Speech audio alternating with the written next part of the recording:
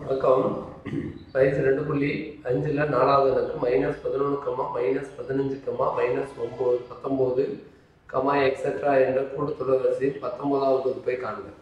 19வது உறுப்பை கண்டுபிடிக்கணும். இப்போ 19வது உறுப்பு அப்படிங்கும்போது என்ன ஃபார்முலா பயன்படுத்துவோம் அப்படின்னா எண்ணாவது உறுப்பு. ஸோ எண்ணாவது உறுப்பு அப்படிங்கிற ஃபார்முலாவை வந்து பயன்படுத்துவோம். எண்ணாவது உறுப்புனா dn = a + n - 1 × d.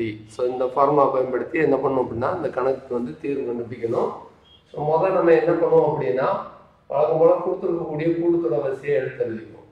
அதாவது கூட்டுத்தொடர் வரிசை என்ன கொடுத்துருக்காங்களோ அதை அப்படியே எடுத்து எழுதிக்கணும். இப்போ கூட்டுத்தொடர் வரிசை -11, -15,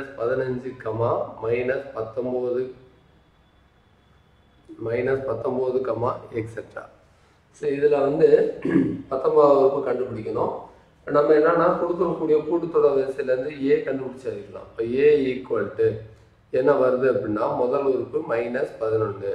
அடுத்து டி கண்டுபிடிக்கணும். டினா என்னது அப்படின்னா பொது வித்தியாசம். பொது வித்தியாசம் கண்டுபிடிக்கும் போது T2 - D1 ஃபார்முலா. இப்போ D = T2ஓட மதிப்பு வந்து -15. அதாவது இதுதான் D1 என்ன T2. ஸோ அடுத்து -D1 வந்து இது இங்கே வந்து என்ன இருக்குது அப்படின்னா -11 இருக்குது. இப்போ மைனஸும் +11 வந்துடும். இப்போ D = -4. இப்போ வந்து நம்மளுக்கு 19வது உறுப்பு கண்டுபிடிக்கணுமா? அப்போ ஃபார்முலா வந்து எண்ணாவது உறுப்பு.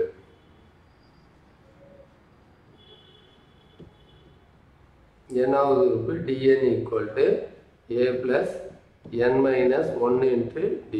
இப்போ d நம்ம கண்டுபிடிக்க வேண்டியது வந்து 19வது உறுப்பு. 19வது உறுப்பு அப்படின்னா D19 = ஏயோட மதிப்பு வந்து என்னதுன்னு பார்த்தீங்கன்னா -11 + n மதிப்பு வந்து 19 - 1 × டியோட மதிப்பு வந்து -4. இப்போ -11 + 18 × -4. இப்போ -11 இதில் என்ன வரும் அப்படின்னா 18 4ஆல் பெருக்கிங்கன்னா -72. ஸோ இது ரெண்டையும் வந்து கூட்டிடுவோம். ஏன்னா ரெண்டும் ஒரே இடையில பார்த்தீங்களா, அதனால கூட்டிடுவோம். கூட்டினீங்கன்னா -83. ஸோ இதுதான் வந்து 19வது உறுப்பு. நன்றி.